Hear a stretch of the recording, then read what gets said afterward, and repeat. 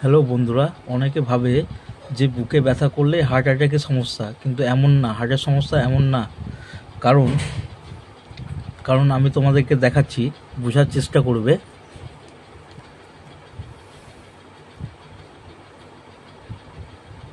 ধরে নাও তোমার বুকে ব্যথা হলো।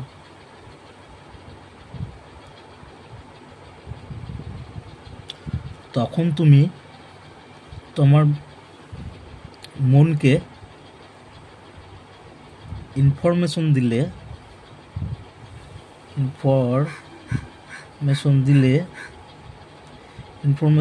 যে আমার বুকের ব্যথা হচ্ছে, আমার হার্ট অ্যাটাক হতে পারে।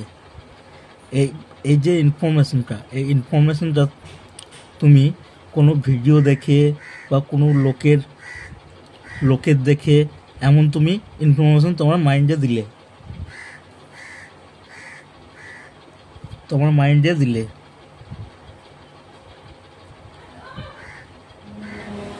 এমন ইনফরমেশন তোমার মাইন্ডে দিলে, তখন তোমার ওই ইনফরমেশনটা বারবার দিয়ে তখন তোমার হ্যাবিট হয়ে গেল, মাইন্ডের মধ্যে হ্যাবিট হয়ে গেল। সেটা অভ্যাসে পরিণত হওয়ার পর তোমার মাইন্ডে একটা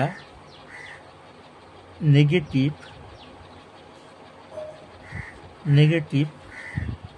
প্যাটার্ন তৈরি হলো।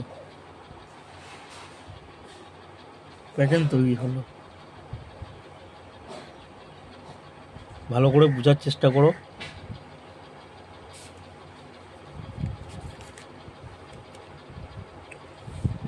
এই যে নেগেটিভ প্যাটার্নটা আছে, যখনই তোমার বুকে ব্যথা হবে বা বুক ভারী হবে, তখনই তোমার এই নেগেটিভ প্যাটার্নটা, তুমি এখানে ইনফরমেশন দিয়েছিলে যে হার্ট অ্যাটাক হয়ে যাবে কিংবা কিছু হবে, এমন তুমি ইনফরমেশন দিয়েছো, সেটা মাইন্ডে গেছে সেটা অভ্যাসে পরিণত হয়ে তোমার একটা নিউরো প্যাটার্ন তৈরি হয়েছে, নেগেটিভ নিউরো প্যাটার্ন।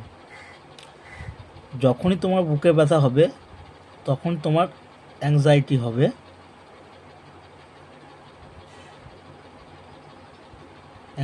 হবে যে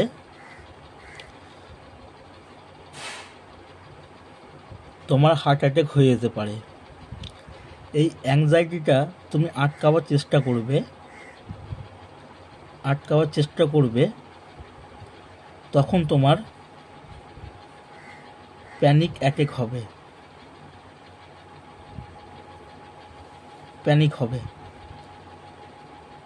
কিন্তু এই প্যানিক অ্যাটাকটাতে তোমার কোনো ক্ষতি